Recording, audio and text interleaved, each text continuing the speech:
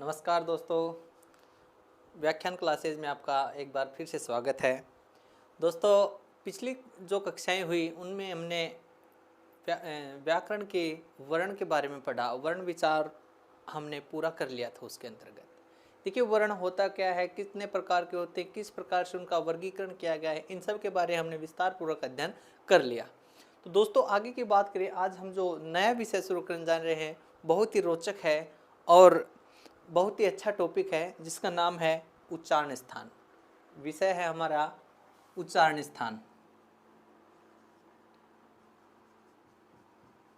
उच्चारण स्थानानि।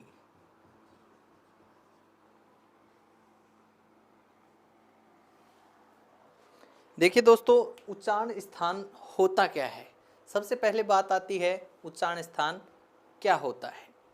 उच्चारण स्थान दोस्तों हमारा जो वाग्य यंत्र होता है, वर्ण हमने पढ़े कि ध्वनि की छोटी से छोटी का इसके टुकड़े न कर सके, उसे हम क्या कहते हैं, वर्ण कहते हैं। तो वो वर्ण होते हैं, उन वर्णों को हम मुख, जो हमारा वाग्य यंत्र जिसके द्वारा हम बोलते हैं, वाक्य यंत्र में उन वर्णों को बोलने के लिए एक निश्चित स्थान होता है। हमारा जो मुख का भाग है उसमें वाग्य यंत्र है जिसके द्वारा हम बोलते हैं, उसमें प्रत्येक वर्ण को बोलने के लिए एक निश्चित स्थान होता है। उस निश्चित स्थान को ही क्या कहा जाता है, उस वर्ण का उच्चारण स्थान कहा जाता है।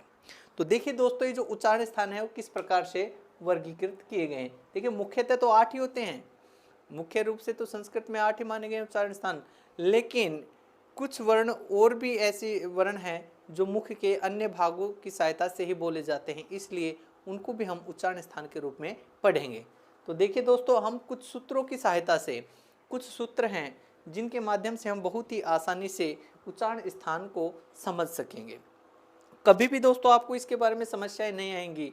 उच्चारण स्थान अगर एक बार आपने देख लिया, इस वीडियो को ध्यानपूर्वक समझ लिया, तो आपको उच्चारण स्थान से संबंधित किसी भी प्रश्न में कोई भी समस्याएं नहीं होंगी। तो देखिए शुरुआत करते हैं हम। पहला है, एक सूत्र है, ये अकु है विसर्जनीय नाम। अकुह विसर्जनीय नाम कंठ है। अकुह विसर्जनीय नाम कंठ है। देखिए दोस्तों, एक तरफ तो हम यहां पर लिखेंगे सूत्र। क्या सूत्र है, कौन सा सूत्र है, उस सूत्र में कौन कौन से वर्ण आते हैं, तो यहां पर हम लिखेंगे वर्ण। और आगे हम लिखेंगे ये वर्ण है वो कौन से स्थान से, मुख में जो वाग्यंत्र है उस वाग्यंत्र के कौन से भाग से बोले जाते हैं, तो यहां पर लिखेंगे हम स्थान। ध्यानपूर्वक समझना दोस्तों, जैसे यहां पर लिखा एकुह विसर्जनीय नाम कंठ है। अब इसको ध्यानपूर्वक समझना है। देखिए यहां पर ए का मतलब, जब मैंने महावीर सूत्र पढ़ा है उसमें भी मैंने समझा दिया था। तो देखिए ए का मतलब क्या होता है, ए आ। दोस्तों अब व्यंजन वर्ण जब पढ़ाए मैंने तो कु का अर्थ बताया था, कु का मतलब क्या होता है ये मैंने अच्छे से समझा दिया था। तो उसको समझिए, यहाँ पर उसको याद कीजिए कि कु का क्या मतलब बताया था। तो कु का अर्थ बताया था मैंने, कु से तात्पर्य है कैवृग। कु से क्या तात्पर्य है, कैवृग। कैवृग कह दो या कु कह दो, एक ही बात है। तो कैवृग में क्या क्या था, कै ख ग घ ड। ठीक है दोस्तों, ए का मतलब ए या आ हो गया, कु का मतलब कै ख ग घ ड हो गया। आगे है तो है। उससे आगे क्या लिखा है, विसर्जनीय। विसर्जनीय का मतलब होता है विसर्ग। विसर्जनीय का मतलब क्या होता है, विसर्ग। तो ये जो वर्ण आप देख रहे हैं कौन कौन से, ए आ कै ख ग घ ड है और विसर्ग, इन सब का उच्चारण स्थान विसर्जनीय नाम क्या लिखा है, कंठ है। तो इन सबको कौन से, मुख के कौन से भाग से बोला जाता है, कंठ से। तो अब जब परीक्षा में कोई भी इस प्रकार का प्रश्न आए, इनमें से कोई भी वर्ण, जैसे कै देकर कै लिख दिया और पूछ लिया कि कै वर्णस्य उच्चारण स्थानम किम, तो हमें जवाब देना होगा क्या, क्या पूछा यहाँ पर कै। तो कै का हमें ध्यान रखना है, कै कौन से में आता है, कु यानी कैवृग में आता है। तो कै का मतलब क्या समझे हैं हम कि ये कहाँ से बोला जाता है, कंठ से बोला जाता है। इसी तरह से बात करें हम ईचू यसानाम, ईचू यसानाम, ईचू यसानाम तालु, ईचू यसानाम तालु। तालु मुख में देखो कंठ भाग होता है, उसके बाद में तालु है ना, तो तालु से ईचू, यहाँ पर ए का मतलब क्या समझा, ए आ। उसी तरह यहाँ पर ई का मतलब हमें क्या समझना है, यहाँ पर ई का मतलब किससे समझेंगे हम, यहाँ पर ए का मतलब हमने ए या आ से समझा, उसी प्रकार ई का मतलब क्या समझेंगे हम, ई, ई। आगे क्या है, चू। यहाँ पर कु का मतलब क्या वर्ग था, तो चू का मतलब क्या बनेगा दोस्तों, स्वाभाविक है, कु का मतलब क्या वर्ग था, तो चू का मतलब भी चय वर्ग हो जाएगा। तो चय वर्ग में कौन कौन से वर्ण आते हैं, चय, छ, जय, झ, ञ। इस प्रकार से इन वर्णों का उच्चारण स्थान भी क्या है, ईचू यसना तालु। आगे क्या है, य, तो यहाँ पर लिखेंगे य। और क्या है, श, ये वाला स। इन सब वर्णों का उच्चारण स्थान क्या है, इस सूत्र के हिसाब से देखा जाए तो क्या लिखा है यहाँ पर, तालु। तो ये सब वर्ण कहाँ से बोले जाते हैं, मुख के तालु वाले भाग से इन वर्णों का उच्चारण होता है। चलिए दोस्तों, इसी क्रम में आगे बढ़ते हुए हम बात करें तो बात आती है अगले वर्ण की, अगले सूत्र की, तो वो है ऋतु रसाणाम, ऋतु रसाणाम मूर्धा। देखिए दोस्तों, मूर्धा भाग भी होता है, मुर्दा नहीं बोल रहा, मूर्धा। तो री का मतलब क्या होता है, जैसे ए का मतलब ए आ हुआ, ई का मतलब ई हुआ, उसी तरह से री का मतलब हो जाएगा री, री। आगे बात करें हम टू, यहाँ पर कु का मतलब कैवरग, चू का मतलब चैवरग, उसी तरह टू का मतलब हो जाएगा टैवरग। और टैवरग में कौन कौन से वर्ण आते हैं दोस्तों, टे, ठे, डे, ढे, न। आगे बात की जाए, अगला वर्ण क्या है, रे, तो रे। उससे आगे क्या है, शाणाम, तो स, ये वाला स। इनका उच्चारण स्थान क्या है, मूर्धा। इन वर्णों को मुख के मूर्धा नामक भाग से बोला जाता है, उच्चारण किया जाता है। चलिए दोस्तों, इससे आगे बात करें हम, लिरितु लसानाम, लिरितु लसानाम दंतः, लिरितु लसानाम दंतः।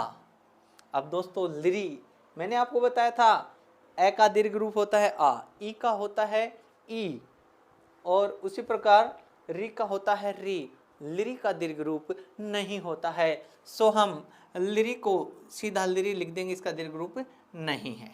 इससे आगे बात करें तू, तो तू का मतलब क्या होगा, तैवरग।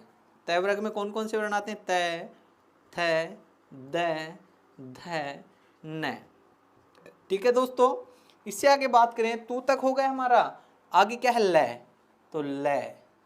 आगे क्या है, शानाम, तो यानी कि स, ये वाला स। इन सब का उच्चारण स्थान क्या होगा, दांत। इन सब को दांत की सहायता से बोले जाते हैं, तो लिखेंगे हम दंता। ठीक है दोस्तों, इससे आगे हम बात करें अगर, तो अगला सूत्र आता हमारा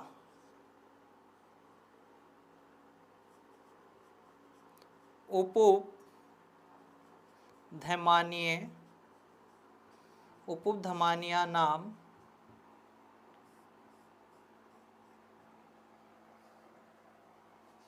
औष्ठव, उपधमाना, उपधमानिया नाम औष्ठव। औष्ठव यानी होठ होते हैं। देखिए दोस्तों, उपुप, उपुप का मतलब हो गया उ, उ। पू, पू का मतलब पैवरग हो गया, तो पै, फै, बै, भै, मैं। आगे क्या है, पै। ये उपमधानिम जो वर्ण होते हैं ना, पै फै, वो है यहाँ पर ये पै। तो इन सब का उच्चारण स्थान क्या होता है, ओष्ठ। ओष्ठ यानी होठ, होठों से इन वर्णों को बोला जाता है। ठीक है दोस्तों, होठों से इन वर्णों का क्या किया जाता है, उच्चारण। बोल के देख सकते हैं हम, ये बाद में विचार कर लेंगे इसमें, और एक बार ये समझ लीजिए अच्छे से। अगला सूत्र हमारा आता है 6 नंबर का।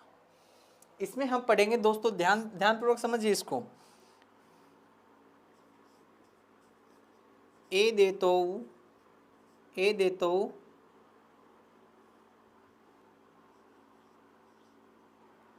कंठ तालु, ए देतो कंठ तालु। देखिए दोस्तों, ए द्वेतो का मतलब ए और ऐ, ए ऐ इन दोनों का उच्चारण स्थान क्या होता है, कंठ तालु। इस बात को मैं ध्यान अच्छे से समझा दूंगा दोस्तों, कंठ तालु क्यों हुआ, क्योंकि एक बात आपने जब संधि पढ़ी होंगी, संधियां जब पढ़ोगे तो उसमें देखने को मिलेगा हमें कि जो हमारे कुछ वर्ण होते हैं, जैसे कि ए है, ए का उच्चारण स्थान क्या होता है, क्या होता है दोस्तों, कंठ होता है। ई है, ई वर्ण का उच्चारण स्थान क्या होता है, तालु होता है। अब देखिए हम संधि में पढ़ेंगे, और वैसे भी अगर देखा जाए तो ए है, उसका निर्माण ए और ई दोनों से मिलकर के क्या बनता है, ए। ठीक है दोस्तों, समझ में आ रहा होगा। तो ए का उच्चारण स्थान तो हमारा होता है कंठ, और ई का उच्चारण स्थान क्या होता है, तालु। इसीलिए ए है वो ए और ई से मिलने की वजह से ही ए का उच्चारण स्थान क्या बनेगा, कंठ तालु बनेगा।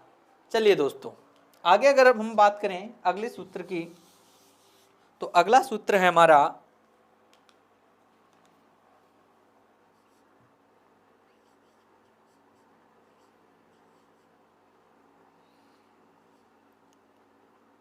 ओदोतो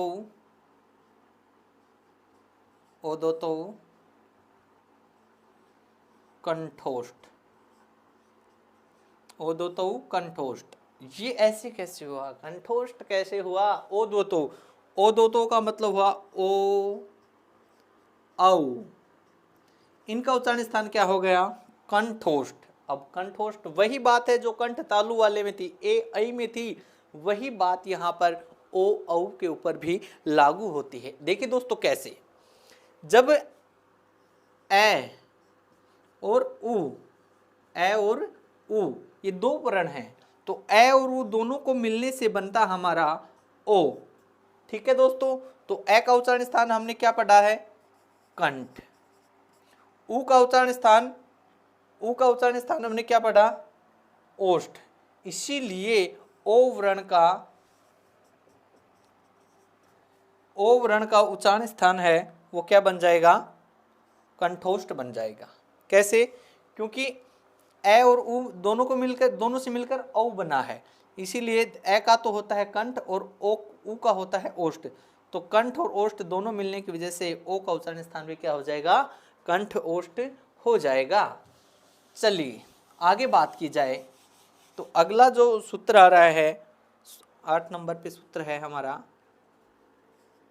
ये मैं गए न ना नाम, यम गणना नाम नासिका च, यम गणना नाम नासिका च।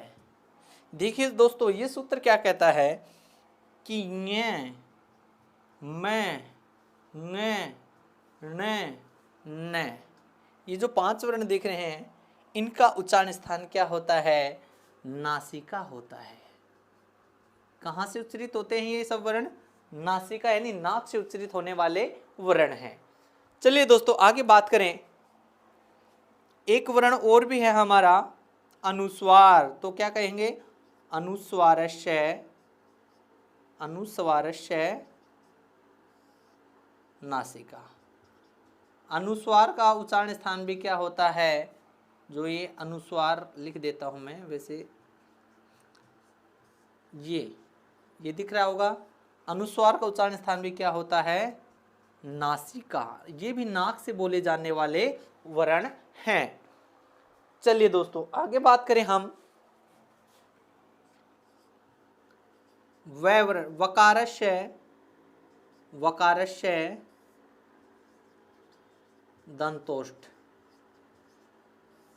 वकारस्य दंतोष्ठ। वकारस्य का मतलब हो गया वै, वकारस्य का मतलब क्या हुआ, व, यानी कि व है, व का उच्चारण स्थान क्या होगा, दंतोष्ठ होता है। वकारस्य का व का उच्चारण स्थान क्या होता है, दंतोष्ठ। ठीक है दोस्तों, इस प्रकार से ये उच्चारण स्थान पूरे हुए। उपमधान्य वर्ण होते हैं वो भी होठों की सहायता से बोले जाते हैं। तो इस प्रकार से ये उच्चारण स्थान आपके पूरे होते हैं। तो इनको ध्यान से फिर से समझिए। अब इनमें कुछ अपवाद भी हैं। अब आपको परीक्षा में जो प्रश्न आएगा, परीक्षा की दृष्टि से जो महत्वपूर्ण प्रश्न बनते हैं वो मैं आपको बता देता हूं यहाँ पर। देखिए दोस्तों, आप सबको, आपने ध्यान भी दिया है, ध्यानपूर्वक ये वीडियो देखा है, तो आपको एक बात समझ में आ रही होगी यहाँ पर कि मैंने यहाँ पर देखो यम गणनम वगैरह, यहाँ पर ये 8 नंबर के सूत्र में मैंने लिखा यम गणनम लिख दिया। और इनको मैंने क्या कहा, ये नाक से बोले जा रहे हैं, नासिका से बोले जा रहे हैं। दूसरी बात, मैंने यहाँ पर देखो कै ख गै गड़े में ङ, च छ ज ज में ङ, ट ठ ड ढ में ङ, त थ द धन में न, और प फ ब में मैं, ये पांचों वर्ण जो यहाँ पर आ रहे हैं इनको मैंने पहले भी लिख दिया। ठीक है दोस्तों, समझने की बात है, ध्यानपूर्वक समझना। इसी प्रकार का प्रश्न परीक्षा के अंदर पूछा जाता है। जैसे कि यहाँ पर ङ है, इसको यहाँ पर तो मैंने ले दिया कंठ से बोला जाता है, कंठ के माध्यम से बोला जाता है। और यहाँ पर मैं कह रहा हूँ, देखो यहाँ पर ङ दिख रहा होगा, इसको कह रहा हूँ मैं नाक से बोला जाता है। तो ये तो विवादित बात हो गई ना, विवाद वाली बात हो गई है ना। लेकिन दोस्तों इसमें कुछ भी विवाद की बात नहीं है। ये अगर इस प्रकार का प्रश्न परीक्षा में आता तो कैसे करना देखना। जैसे ये प्रश्न आ गया आपको ङ, और पूछ लिया गया कि ङ वर्णस्य उच्चारण स्थानम किम, ङ वर्णस्य उच्चारण स्थानम किम, तो कई बच्चों को ध्यान आएगा अकु है विसर्जन, अकु आ गया, यानी कैवर्ग का है, ये कैवर्ग का 5वां वर्ण है ना। तो आप क्या सोचोगे, भाई कंठ का होना चाहिए। ठीक है दोस्तों, और ऐसा सोचना भी ठीक है, कंठ का हो सकता है, लेकिन ध्यान रखना अगर उसमें एक विकल्प आपको मिले नासिका, कंठ मिल गया, देखिए दोस्तों इस प्रकार से कंठ मिल गया, तालु मिल गया है ना, और नासिका मिल गया, और दंत मिल गया, इस प्रकार से आपको मिल जाएंगे, ऑप्शन मिल गए। आपको पूछेंगे, आप अगर सीधा सीधा दिमाग लगाओगे तो आप सीधा कंठ को ठीक कर दोगे, लेकिन ऐसी स्थिति में कंठ आपका उचित उत्तर नहीं होगा। क्यों नहीं होगा, अगर परीक्षा में नासिका विकल्प में दे रखा है तो कंठ को उत्तर नहीं मानते, हम किसको मानेंगे, नासिका को। कहने की सीधी सीधी बात यही है, अगर किसी भी वर्ग का 5वां अक्षर मतलब न न न न मैं, ये वर्ण अगर इनका उच्चारण स्थान पूछा जाए तो जैसे कंठ भी ये आएगा तो कंठ दे देगा, ये आएगा तो तालु भी आएगा, न में मूर्धा, न में दंता, और मैं में ओष्ठ, इस प्रकार के वर्ण तो होते हैं। लेकिन ध्यान रहे, अगर विकल्प में नासिका दे रखा है तो नासिका को ही सही मानना है। अगर नासिका नहीं दे रखा, अगर नासिका नहीं दे रखा है, ऐसी स्थिति में हमें जैसे ङ को कहां से बोला जाता है, कंठ से, तब हमें कंठ उत्तर ही सही मानना है दोस्तों। चलिए, इसी प्रकार से अगर पूछ ले मैं, तो मैं वर्ण का उच्चारण स्थान अगर विकल्प में नासिका है तो नासिका ही सर्वमान्य होगा। अगर नासिका के अलावा पूछा जाए तो सीधा सीधा क्या कह देंगे हम, ओष्ठ। ठीक है दोस्तों, ये उच्चारण स्थान है, सबसे सरल बिंदु होते हैं, ये बिंदु है, ये विषय है, बहुत ही सरल है, आसानी से समझे जाने वाला है। देखिए, इसको रटने की कोई आवश्यकता नहीं, समझने की आवश्यकता है, क्योंकि ये हम अपने ऊपर, खुद के ऊपर प्रयोग करके देख सकते हैं। मानो कि हमें वहां पर मिल गया, ऊ आ गया, परीक्षा में हमसे पूछ लिया गया ऊ वर्णस्य उच्चारण स्थानम किम, यानी ऊ वर्ण का उच्चारण स्थान क्या है, तो हम क्या कहेंगे। कुछ बच्चों को मानो कि सूत्र नहीं भी याद हुआ, ऐसी स्थिति में बोल के देखना, ऊ कहाँ से बोला जा रहा है, ऊ होठ से बोला जा रहा है। होठों की सहायता के बिना हम ऊ का उच्चारण नहीं कर सकते, इसलिए हम ऊ का जो उच्चारण स्थान मानेंगे वो क्या मानेंगे, होठ मानेंगे। ठीक है दोस्तों, इस प्रकार से हमें इस पूरे प्रकरण को समझना है, और ज्यादा उलझने की आवश्यकता नहीं है। इसमें मुख्य जो बातें थी ये 5 वर्णों वाली है, इनके अलावा कोई और असमझन की स्थिति पैदा आपके सामने नहीं होगी, क्योंकि अगर नासिका ऑप्शन में होगा तो नासिका मानना है, अन्यथा जो सूत्र के अनुसार दर्शाया गया वो सर्वमान्य होगा। ठीक है दोस्तों, आशा करता हूं कि ये जो उच्चारण स्थान से संबंधित जो क्लास है ये आपको पूर्ण रूप से समझ में आ गई होगी, और अगर अच्छी लगे तो इस क्लास का जो वीडियो है इसको लाइक और शेयर करना न भूलें। अगर आप चैनल को पहली बार देख रहे हैं तो हमारे चैनल को सब्सक्राइब जरूर करें। और दोस्तों वीडियो में इस क्लास में अगर कुछ आपको असमझन की स्थिति पैदा हो, ऐसी कोई बात हो, तो कृपया करके कमेंट बॉक्स में इसके बारे में लिखें। धन्यवाद।